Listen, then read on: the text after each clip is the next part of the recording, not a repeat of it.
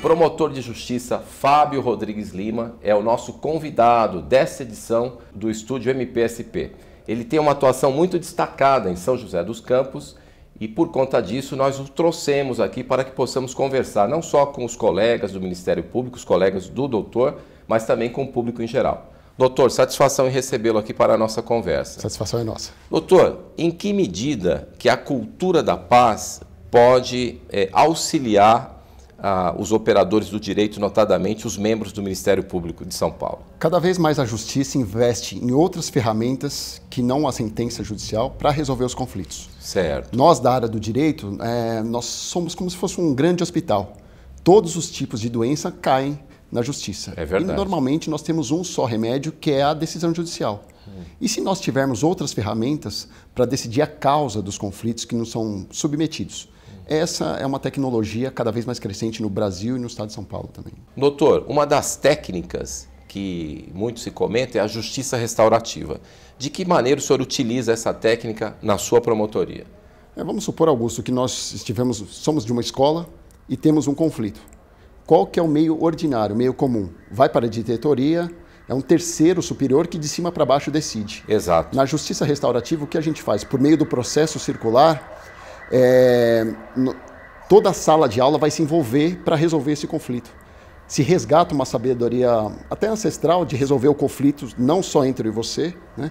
Porque, na verdade, nós somos aculturados a resolver os conflitos de cima para baixo. É verdade. E também terceirizar os conflitos. Desde pequeno, se tem algum conflito, eu peço para alguém, para um professor, e assim, se eu tenho um problema no meu condomínio, no meu prédio, eu peço para o síndico resolver. É verdade. Então, essas são ferramentas para a gente ver as necessidades que estão por trás das pessoas em conflitos e do coletivo.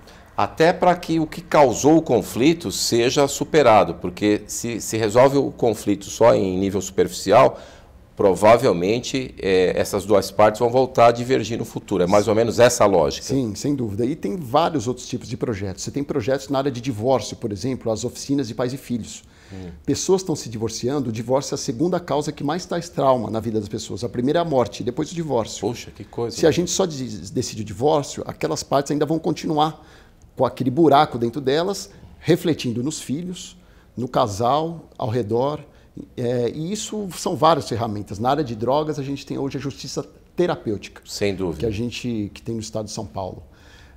São ferramentas para tratar quem tem problemas com drogas, ou seja, não somente o processo, mas uma articulação com saúde, comunidades terapêuticas, entidades de autoajuda, para procurar abrir uma janela nas pessoas e nos familiares que estão envolvidos com as sessões de drogas. E temos várias ferramentas. Né? Outra técnica também que vem sendo utilizada, não só pelo senhor, mas por alguns colegas, né, no Ministério Público de São Paulo, é a questão da constelação familiar. De que forma que essa técnica pode ser útil quando se fala de direito, doutor? Na verdade, a constelação, o pensamento sistêmico da constelação é aplicável a todo e qualquer tipo de conflito. Nós estamos em um conflito, nós não temos ideia do que está por trás. E se eu contar para você, Augusto, que vários padrões de família você tem dentro de você. Quantas gerações tem para que você nascesse? E esses padrões vêm se repetindo na sua vida, na minha vida. Curioso. E essas questões são aclaradas. As pessoas passam a ver que por trás de um conflito, de uma problemática, tem algo mais profundo, que vem dessa ancestralidade. Perfeito. Pelo que o senhor está dizendo aqui, doutor, contando para o público que nos acompanha, nos assiste, o senhor não acredita que a atuação do promotor de justiça deva se circunscrever exclusivamente à questão do direito. O senhor utiliza várias ferramentas, várias áreas do conhecimento para que a sua atuação possa ser mais exitosa. É essa a ideia? A ideia é a gente procurar ter ferramentas para tratar as causas dos conflitos que são submetidos a nós. Não só na área do direito, mas inclusive você começa a ver na sua vida pessoal. Né? Você começa a ver outras questões e aplicar essas ferramentas no dia a dia também. Né? Perfeito. Doutor, obviamente o senhor não consegue esses resultados que o senhor alcança lá em São José atuando isoladamente. A promotoria serve também como uma espécie de articuladora dos diversos atores, né, que estão envolvidos com vários problemas que devem ser enfrentados pelo sistema de justiça? Sim, na verdade, em São José dos Campos nós temos um movimento que chama Polirradiador de Cultura de Paz e Convivência Humanitária. Certo. O que é isso? É um movimento composto por dezenas, todas as secretarias municipais, entidade civil, profissionais, são dezenas de pessoas que se reúnem mensalmente para ter essas tecnologias de cultura de paz. Aonde? Na justiça, na educação, na saúde, em presídios, no sistema prisional em si, criminal, na assistência social, enfim. Aonde o campo estiver aberto para tecnologias como essa, a gente tem ações e projetos. Perfeito. E no seu entendimento, esse modelo de atuação, que a gente talvez pudesse chamar de atuação integrada, ele é replicável em outras comarcas, em outras cidades do estado, ou lá está funcionando por conta de uma realidade muito específica de São José? Não, todo local tem um potencial que pode ser aproveitado. O primeiro potencial é uma integração. O Ministério Público ele tem um papel muito importante de articulação. Certo. Quando o promotor de justiça chama, as pessoas vêm. É verdade. E é um poder que nem todo órgão tem. Sem dúvida. E essa articulação é com essa integração que vai se aclarando quais são os potenciais de cada cidade. E esses potenciais sendo aproveitáveis. Então, o senhor acha que em qualquer lugar do estado esse modelo pode ser replicado? Resumidamente, é isso que o senhor defende? Sim. Perfeito. Doutor, como é que o senhor buscou a complementação da sua formação? Porque isso que o senhor está dizendo aqui para a gente, supostamente não se aprende nos bancos das faculdades de Direito, né? Como é que o senhor complementou a sua formação? Ao longo da carreira eu fui fazendo mestrados, cursos de capacitação, pós nessas áreas, né, de cultura de paz. Seja mediação de conflitos, constelação, justiça restaurativa, comunicação não violenta, são várias tecnologias. Agora o que é importante deixar claro, nós fazemos parte de um sistema. Perfeito. Em um sistema, tudo tem função. Não é porque eu trabalho com essas tecnologias que é algo melhor ou pior do que os colegas fazem. Tem promotores que fazem parte do sistema e têm que trabalhar naquela questão do júri, naquela questão criminal.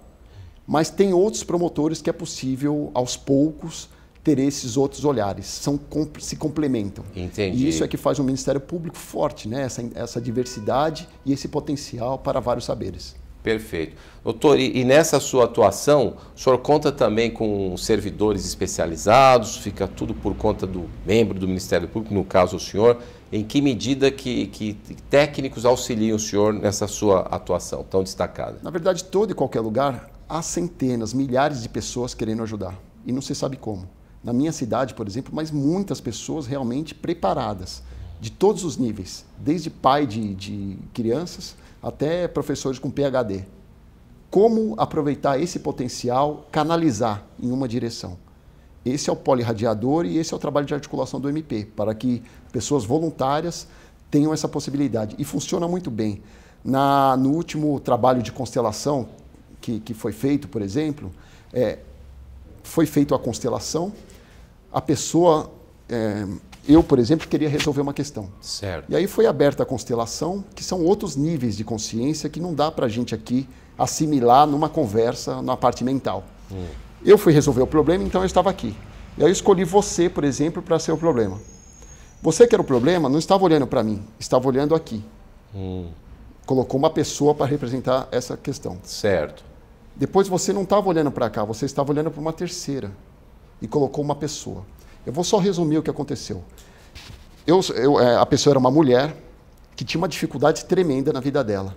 E essa segunda pessoa era a mãe dela.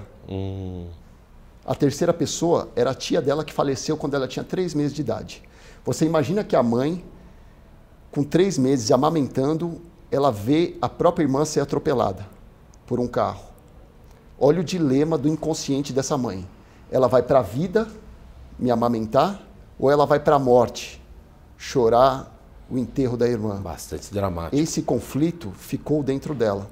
O que acontece no pensamento sistêmico? Automaticamente, eu com 3 meses de idade, nós todos, entramos aqui na frente e falar, mamãe, por você, por amor e honra a você, eu vou pegar a sua dor.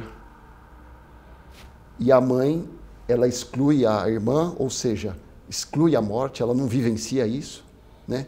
E a hierarquia entre a filha e a mãe fica quebrada. A filha é maior e a mãe é menor. Certo. Isso são leis inconscientes. Certo. O que acontece com essa pessoa? Ela vai crescendo e aos poucos ela começa a julgar a mãe, ela começa a tratar a mãe como coitada, tem dó da mãe. E isso nós fazemos, todas as famílias fazem, tem esses desequilíbrios. O problema dela estava relacionado justamente a essa parte. Ela estava pegando coisas que não era dela, que era da mãe. Certo. Em relação à irmã. E ela vai crescendo com todos esses conflitos dentro dela. Ela casa, vai atrair um homem justamente que é menor que ela e ela vai fazer muito mais. Ou seja, essas leis inconscientes atuam e a gente não tem ideia. E todos que estavam assistindo ficaram conectados e foi fantástico assim, esse trabalho. Perfeito. O senhor falando dá até vontade da gente conhecer, né? Em loco, como é que isso funciona. Doutor, nós agradecemos muito a sua gentileza de atender o nosso convite para a entrevista. Eu tenho certeza que foi bastante esclarecedora a nossa conversa, não só para os membros do Ministério Público, mas também para o público em geral, a quem nós agradecemos pela audiência de hoje. Até a próxima edição.